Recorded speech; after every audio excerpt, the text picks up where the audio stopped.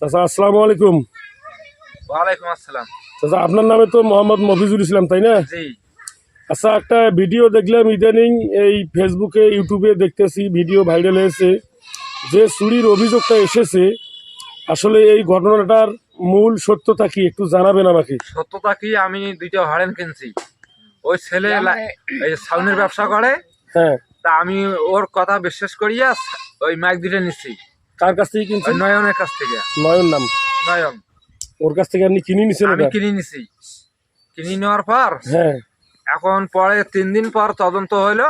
হ্যাঁ, চেয়ারম্যান বলতেছে নাম্বার শাহজাদা সেলিম হ্যাঁ, বলতেছে এটা আমার মসজিদ থেকে দুইটা হরেন হারাইছে। হ্যাঁ, তা আমি একটু তদন্ত পাইলাম, তুমি নাকি হরেন কিনছো। হ্যাঁ, তা আমি বললাম যে হ্যাঁ কিনছি, তা দেখেন যদি আপনার মসজিদের হয় তাহলে নিয়ে আইসেন।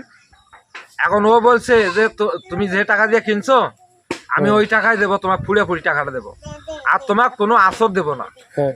এই কথা কয়া আমাকে আর কি কালকে ডাকে নিয়ে গেছে কৈটারি খোদপাড়া। কে ডাকি নিয়ে গেল? ওই যে ওই মেম্বার, ওইখানকার মেম্বার শাহজাদা মেম্বার। শাহজাদা মেম্বার? হ্যাঁ, ডাকে নিয়ে গিয়া তারপর আমাকে নির্যাতন করিয়ে যে মায়ের ঢের করছে, বুঝছেন? কি জানেন আপনি, কি ওইখানে ছিলেন? জি, আমি ছিলাম। মফিজুলক নিয়ে গেছে বলে ভাই আমার মাইক দুটো নিয়ে আসবেন, আপনাকে আমি ফুলের টোকা দিব না। সে ওখানে বিচারক যে বসতে কলা শাহজাদ মেম্বার বলছে বলে বেটা মাইক আনছো, কলা আনি নেই। তাকে একেবারে নির্যাতন করিয়ে ওই পথে একেবারে মফিজুলের বাম হাত ধরিয়ে এমন মারছে, হাতত ফাটে দিছে, নগুলো ভাঙে দিছে, পাওত একেবারে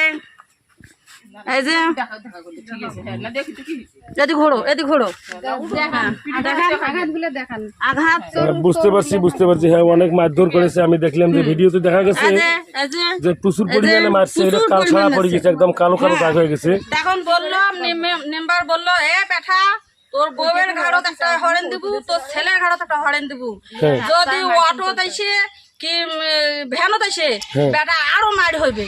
তখন আমি ওর বউ বলছি বলে বোন যে তুই হরেন দুটো নিয়ে আয়।